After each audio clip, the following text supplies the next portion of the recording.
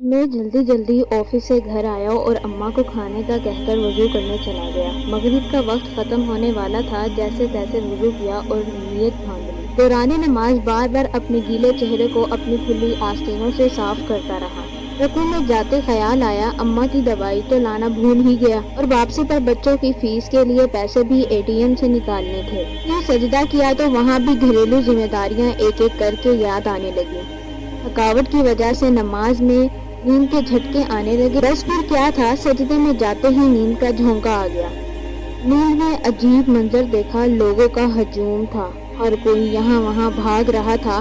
کچھ لوگ کاغذ تقسیم کر رہے تھے، میرے پاس آ کر مجھے بھی کاغذ تھما دیا جس پر میرا نام لکھا تھا۔ پوچھنے پر بتایا گیا یہ تمہارا نامہ اعمال ہے، اب جا کر وہاں سامنے جمع کرا دو جہاں باقی سب جمع کرا رہے ہیں، پھر نام پکارا جائے گا۔ میں نے بھی جا کر کاغذ جمع کرا دیے اور لائن میں واپس آ گیا اور اپنے نام پکارے جانے کا انتظار کرنے لگا۔ نام پکارا جانے لگا، فلاں بن فلاں جنت، فلاں بن فلاں جنت۔ اب تیسرے نمبر پر میرا نام پکارا گیا، میرے پاؤں کے نیچے سے زمین ہی نکل گئی۔ یا اللہ، اب کیا بنے گا؟ ساتھ ہی فیصلہ بھی سنا دیا گیا، جہنم۔ مجھے اپنے کانوں پر یقین نہیں آ رہا تھا۔ دو قد آور لوگ آئے اور مجھے گھسیٹنے لگے۔ میں پکارنے لگا، رکو رکو، شاید یہ کسی اور کا نام ہوگا، میرا تو جنت والوں میں آنا تھا، مگر مجھے غصے سے خاموش کرا دیا گیا اور کہا گیا ہمارے ہاں فیصلے میں غلطی کا کوئی امکان نہیں۔ مجھے جہنم کی طرف گھسیٹا جا رہا تھا اور میں درد کی بھیک مانگتا جاتا۔ نہ میں جھوٹ بولتا تھا، نہ دھوکہ فریب دیتا تھا، نہ شراب اور زنا کرتا تھا، پھر جہنم کیوں؟ مگر کوئی سننے کو تیار ہی نہیں تھا۔ جہنم کی گرمی مجھے محسوس ہونے لگی، اندھیرے گڑھے میں مجھے پھینکنے کو تیار کھڑے تھے۔ مجھے اچانک اپنی نماز کا خیال آیا، نماز نماز، کہاں ہو تم؟ نماز بھی خاموش۔ جہنم کی آگ کے شعلے مجھ سے لپٹنے کو بے چین ہو رہے تھے اور مجھے جہنم میں دھکا دے دیا گیا۔ مجھے جیسے ہی دھکا دیا، ایک سفید بزرگ نے فوراً میرا ہاتھ تھام لیا اور مجھے جہنم سے باہر کھینچتے ہوئے باہر نکالا۔ میں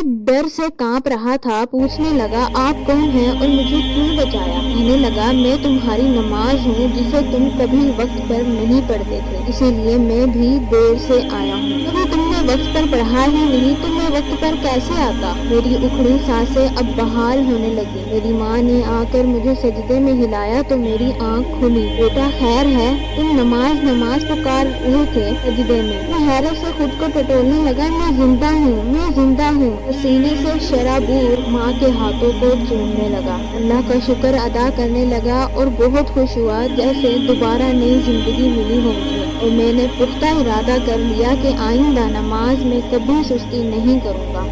اب میں جہاں کہیں بھی جاتا ہوں وہاں بھی نماز کی فکر کرتا ہوں، کان ہر وقت اذان سننے کو تیار رہتے ہیں۔ اب میں لیٹ نہیں ہونا چاہتا نماز میں۔ دوستو، چاہے دنیا کے کسی کونے میں کیوں نہ ہو، اتنے ہی مصروف کیوں نہ ہو، زمین یہاں سے وہاں ہی کیوں نہ ہو جائے، بس یہ یاد رکھنا نماز اپنے وقت پر ادا کرنا نہ بھولنا۔ Please share it with your friends. صرف 1 منٹ ہی لگے گا، ہو سکتا ہے کوئی توبہ کر کے نماز کا پابند بن جائے اور آپ کے لیے صدقہ جاریہ بن جائے۔ جزاک اللہ خیرا کثیرا۔